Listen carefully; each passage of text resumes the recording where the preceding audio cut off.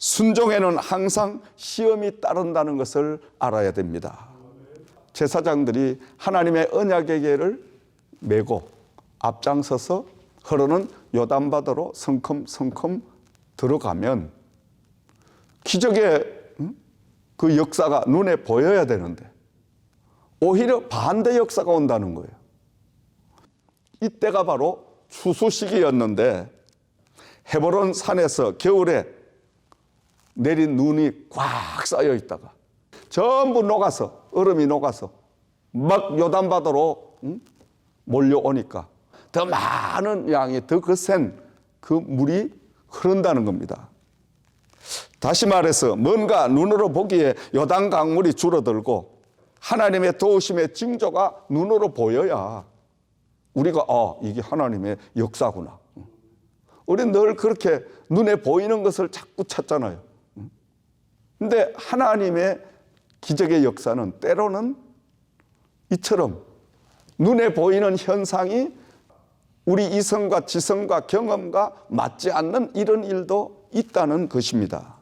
다시 말하면 악한 원수마귀들은 우리를 늘 시험하는 거예요. 조금 여러분 기도를 쉬면 홀따닥 넘어갈 수밖에 없어. 귀신들은, 사탄들은 우리의 약한 점을 계속 공격하는 거예요.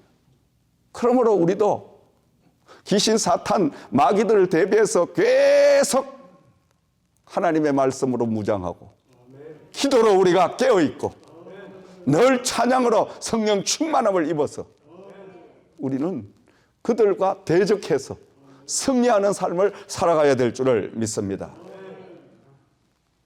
요단 바다가 평상시보다 더 강하게 흘러오고 몰아쳐 오는데 그때 하필 하나님은 흐르는 바다로 들어가거라.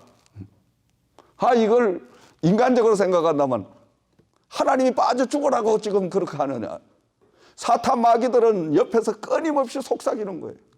여러분, 기적과 이적이 나타나려고 하면 항상 사탄 마귀가 함께 역사를 합니다. 아멘. 그래서 우리는 영적인 분별의 은사를 꼭 우리가 가져야 돼요. 영분별의 은사. 그래서 하나님의 말씀, 하나님의 음성이면 아멘 받아들이고 사탄 귀신의 역사면 나사렛 예수 이름으로 명하노니 물러가라. 딱 묶어버려야 돼요. 차단해버려야 돼요. 여러분, 하나님의 언약, 하나님의 말씀은 바로 믿고 바로 깨닫고 바로 지켜야 돼요. 이거는 빼고 내가 할 수 있는 것만 하고 이게 아닙니다. 신앙생활은 목숨을 걸고 생명을 걸고 이 제사장들이 하나님의 언약의 길을 앞세우고 하나님이 멈추어 주시지 않으면 흐르는 물 속에 휩싸여 휘말려 목숨을 잃을 것을 알고 들어간 거예요. 이 사람들도. 물론 이 제사장들이 40년이라는 기나긴 세월 가운데 하나님은 무슨 수를 내더라도 우리를 보호해 줄 줄 믿습니다. 이런 믿음을 가지고 나갔겠죠. 그게 오랜 40년이라는 기나긴 연단 가운데, 훈련 가운데, 실현 가운데 얻어진 결과입니다, 여러분. 그래서 우리가 연단 훈련 많은 아픔을 통해서 사람도 보면요, 두 가지입니다.